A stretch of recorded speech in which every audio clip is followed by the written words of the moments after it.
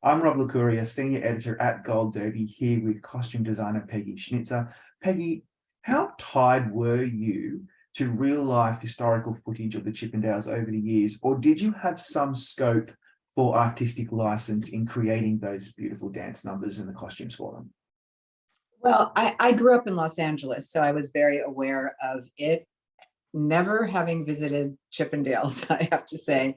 And then I moved to New York, shortly after that. So, and it, sort of was on both coasts. I used a lot of reference. Having grown up in that period, I was very aware of like what I wanted to use and what I wanted to not use, because a lot of times, movies and TV, it can be very spot on, and you're sort of like, nah, it didn't really look like that. I wanted to look beautiful and glitzy and have it, that part of it so elevated because of the sort of underbelly of the sub story being so dark and sleazy for the most part. So I wanted it just like so much brightness, but I really used a lot of vintage clothes. I mean, we went on the hunt, so I wanted to use as much vintage as I could. Yeah. I think we should talk about the tearaway pants because I know everybody has wanted to talk to you about this, and I just feel like let's just go there so that we can explain that it wasn't just a little bit of Velcro and here we go. Like it was actually quite technical, right? Well, it is technical. And for each body, I mean, each person, each dancer had a few pairs of pants. They had the dance pants that didn't break away, and then the ones that we had to rig to break away, because there's a lot of things that you cannot do in breakaway pants because they'll start splitting. We used and all their G-strings were made, primarily, they was like all done just per person because everyone's body is different. But the breakaway pants, there's stress points in your body, and some people the stress point is around their butt, but it's a whole sort of technical thing that you have to use structured fabric that will equally break away at the same sort of movement on both sides. You can't use stretch, which is at first going in and thinking, oh yeah, I'm just going to use stretch, but it doesn't work. You have to use harder fabric that breaks away. You also have to put, what we used was snap tape all the way down, and measuring on each person where their waist was, where their hips were, where the sort of largest part of their butt was, and thighs, and so on and so forth. And one of the sort of key things that I found out was that we didn't snap it all the way down, because what you didn't want to do, from trial and error, you didn't want to get tripped up at the bottom of the pant, like have them work and then all of a sudden their ankles are sort of tied up in the pants. So it's a lot of trial and error. I spoke to Chris Peterson, who did Magic Mike, so who's had plenty of experience. So it's sort of nail biting all the time. You're going, is it going to work? Is it not going to work? And you're always, and everyone's on board wanting it to work, but it's super stressful at first, but then it just starts working. You sort of figure out what really works and what doesn't, and you just throw away what doesn't. Yeah. So it sounds so anxiety inducing, because as costume designer, you have so many priorities that you have to get right. And then you've got this additional element of this technicality of making sure that pants can rip off during a scene where there's a lot of movement and dynamic movement. My God, that's a lot. But not only that, because I was sort of going deep into breakaway pants, and it was really helpful to talk to Chris. But then all of a sudden, all these people do it yourself, breakaway pants, and they're doing it on like heavy canvas and khaki. I'm like, yeah, well, that's fine if you don't care what they look like or you don't care how they fit. So we had the element of the guys having to look extremely sexy, being able to move, the fabric sort of matching, because there was so many different dance numbers in it. Yeah. We had to come up with different types of breakaway pants, but technically they all work the same. Yeah. So I want to do a bit of a deep dive as well on some of the other looks, because one of your strengths as a designer, from what I've seen that you've done in the past, is your attention to detail and the authenticity.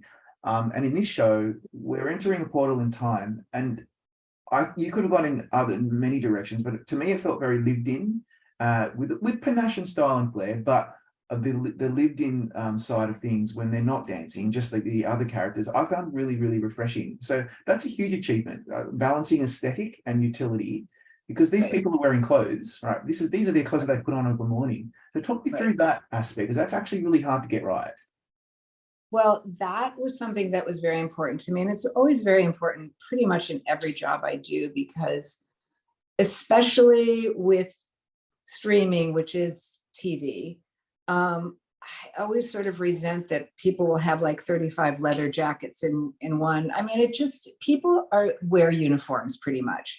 And so it was more about getting to know each guy, let's say, just for instance, the dancers, when they weren't dancing in their costumes, what their bodies were like, what they felt good in. I wanted people to feel really good in their clothes, but effortless.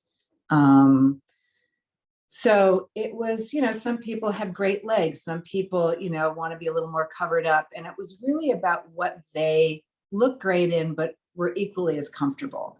And I, especially with, sort of deep diving for vintage clothes, I liked worn and used clothes. I mean, finding a lot of jeans that were worn in, because you can age them and make them look, but with sort of episode situation with TV, you're constantly going, and you have to make sure and set up that you have enough, especially for each dancer. But that was only one element of the whole show. I mean, we had the dancers, their dance stuff, their daytime stuff. And same with, the rest of the characters. They had things that they wore to clubs, and then, we'd see them sort of at home. And I just wanted to sort of have a good balance with, glitz and, just sort of at home. Yeah. And like those at-home looks, there was even an element of, there was some slightly drab, but that's a wrong word. But in the 80s, sometimes it looked a little, because it just looks so dated to us now. And yet it's so befitting, like Annalee's outfits, Juliet's outfits. And so if you're deep diving for vintage, how on earth do you find the right fit, or do you make the right fit? And then do you have to then create replicas so that in case something happens to the costumes? Well, for the most part, Annalee and Juliet's clothes were all vintage. Wow. I mean, it was a lot of vintage stuff because it's so beautiful over that period and you really can't recreate it. Camille, his suits, when he started to get much sort of fancier and dressed up, I made his suits because I picked fabrics and I just wanted him to look like a man that got his shirts made, got his ties made, got his suits made. But the early beigey ones were vintage. Wow. And same with Murray. I mean, we made a lot of stuff for him, but we found a lot of stuff, we made a lot of shirts. We made a lot of shirts for the guys, but a lot of times out of vintage fabrics, like Dan Stevens, a lot of his shirts is sort of creepy, sleazy shirts. There was a couple that we actually found vintage fabrics, vintage polyester that we made shirts, off another shirt. Also, it's so amazing that on shows like this, that the costume department is able to find all these vintage fabrics. One day, these fabrics are going to be gone. Like, how do you find this? I know. It must be Well, so hard. as a costume designer, and I'm sure everyone else, because I had an enormous team that were incredibly supportive. We had a lot of shoppers. We had a lot of people just deep diving in the vintage world. And we all get so excited when we find good clothes. You're like, at first, when you start a project that's so big like this, you're like, okay, how am I going to do this? How are we going to find everything? And the warehouse is empty. And by the time we were done, there were clothes like racks all the way into other rooms, other parts of the warehouse. We had so many clothes, but we had 200 extras a day for just the background women, in the club. So you think you're not going to be able to find it, but it's incredible that we keep finding it, It is. But we were all over the country and sometimes out of the country. And then we also there are these warehouses that are sort of pit stops that are like bales and bales of clothes, and they go through them and then they pick the good things and those go to stores. And so we were able to go into their dumpsters and, Wow. And then we also like bought from, very high-end vintage, and Yeah. it sort of is the range of what you need. And as far as the fit, we had tailors and, people doing alterations, and sometimes we have to recut something to fit perfectly. But I mean, with Anna Lee, she had a lot of loungewear. She seemed to be in a house a lot. So that was, giving me a caftan any day. I love it. I mean, they're just so beautiful. I know, and comfortable. And I hear that a lot from actors. Firstly, when they put on the costume, that it's like something comes off their shoulders, and the weight, because then they can start to feel like the character. But they also have to be comfortable. They have to feel like they're supposed to be wearing the costumes, and a good costume designer knows that. And I'm curious then, do you develop good rapport and relationships with the main cast because of that reason? You really want them to be in character, and you're a big part of that. Well, I mean, I sort of have a theory that I will never make someone wear something. It doesn't matter how much I might love it. They're the ones wearing it. They're the ones being documented. They're the ones that have to see themselves forever. And I've been very lucky. I always come to like a great meeting place with most actors that I work with. Number one, I love my job, that being first, but I work well with actors, and I feel like it's great when they collaborate, and it's really great when they get excited, as excited as I do, and that they're going to want to wear it. And you can't have a piece of clothing wearing an actor, because it becomes too wooden, and certain people can carry certain things off, other people can't. I mean, for me, I can't wear big clothes because they swim on me. But there are people that are small that can just rock it, So it just depends. And it's very important, I think, to develop good relationships with the actors. I mean, those are the people that you're trying to create this vision for the director or the showrunner, whatever, the vehicle may be. But Yeah.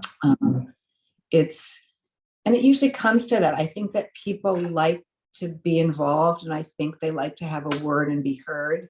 I don't think anyone likes to be told you're going to wear this, because that's a terrible way to work. It's so exciting when like people are excited about things. Yeah, and you can collaborate.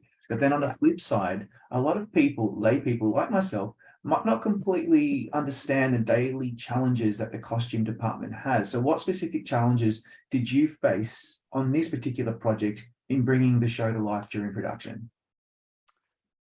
I think a lot of it is time. I mean, you always wish you had more time to do a longer fitting. I mean, some of the fittings were really long, but you feel you want to give it your best shot all the time. And I rarely walk away going, oh God, that was the worst fitting, because I'll push myself and to the point. And sometimes when I get in fittings, it doesn't start happening until you're partway through the fitting. Like all of a sudden, it's like you go into this sort of weird space, and then things start happening and things start looking good together. It doesn't happen immediately for me. I mean, I can be surrounded by beautiful clothes and go, I'm going to do this, I'm going to use it. And then you can go into a fitting and it can be a completely different situation. Yeah. And you come up with a completely different idea, because there are many ideas. There's not just one way to go. There's little roads off your, main idea. That's but right. In terms of challenges, it's also a lot of people that are working very closely together, and the hours are long and there's a lot of stress. So keeping that sort of going forward and working well and making sure that everyone is feeling good at what they're doing. Yeah. That's a challenge. I can only imagine. And you alluded to this earlier, but there's a lot of volume in this show. Like, there are scenes with so many extras, all those people lining up outside the club, all those women screaming at the men, the dancers themselves, the audition outside in the first or second episode. Like, there's so many different opportunities you have to really shine as the costume department. And I'm just wondering, when you're dealing with volume, I think like budgetary or whatever, that you could probably maybe skimp and save on the extras. I didn't notice any of that in this. I felt like every single extra was really beautifully presented. So talk me through that challenge, because that's a lot. Thank you so much. That's very kind of you. And as I said before, I had a huge department. I had myself, the woman that runs the department, deals with everything. And then I had an assistant costume designer. And then there was a key that was dealing with the dance. And then the background key that really headed the entire background situation. And I look at every picture. Like, I don't do every fitting, but like all the background fittings, I look at every picture and make notes. But we've all been working together for a long time, and they all know what I like, what I don't like. And she's pretty good at dealing with the people that are working under her, going, yeah, she's never going to like that. Or, yeah, no, she'll really like that. And it was important for me because of, the massive-ness of this, that everyone sort of had a part and felt responsible for different areas and felt good about it, and felt like they had their own, because there was no possible way, like on little movies or smaller things, I can get involved in every single fitting, but there just wasn't time. And I think it's important to give people the opportunity to shine. I totally agree. Did you have a favorite look? I loved, as you mentioned earlier, some of the looks that Steve Banerjee has later on. He really develops this sartorial flair as the money starts pouring in. Yeah. And he's Kumail is so good in this role, by the way. And a lot of that has to do with the way that he holds his lapel and the way that he's framed. I'm curious, did it take a lot of effort, or was it difficult to find the right looks for him, particularly the latter parts of the series, sorry?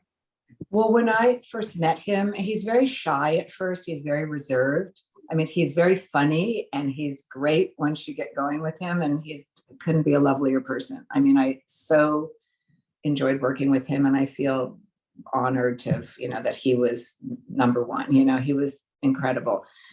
But he started out like in a very sort of simple, modest way. And when I met him, and he wrote me, like, I don't know, it was like a month later. And it was the sweetest thing, because he said, when I first came in, after I left the fitting, I knew who the character was. And it was so generous of him to write that and say that to me. So we just sort of step by step started going along, like how much more we're going to push it and when the changes were going to get. He was very involved in it, when the changes were going to, take place, along with the showrunner and Jenny. And, okay, I think now, because even though it spanned over 14 years, I mean, there were not 14 episodes. And so we had to sort of gauge, okay, like now he's going to go into this look. And with him, it sort of never turned back. And with the girls, their clothes sort of were considered, like Anna Lee was another thing. She was sort of very simple and modest and secretarial in the beginning, and then she just glammed out.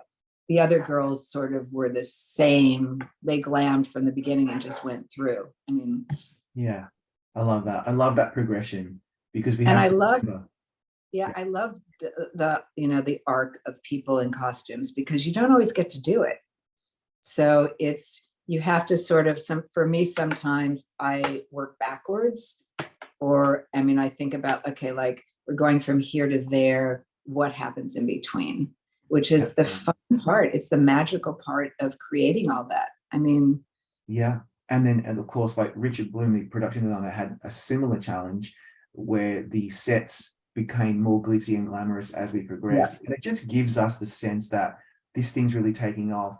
Of course, we all know the Chippendales and how successful it was, but I think costume and production design really, really accentuated that. And I just think that's amazing. Such great work. Yeah, he did a beautiful job. And, the one thing about, well, not the one thing, one of the many things about it, it was a team of people that were so, happy to come to work every day. Everyone loved it. Even the extras, which fall out all the time. I've done this for a long time. It was like coming to a club every night, and they never missed a day. I mean, those girls were there every day, and you just felt like you were working in this club. it was very transformative on many different levels. And, also the energy that went into it, people loved doing this job. Yeah, it comes across. On that note, Peggy, thank you for your time today. Congratulations on some great work. Oh, thank you so much. And it's been lovely meeting you, and thank you.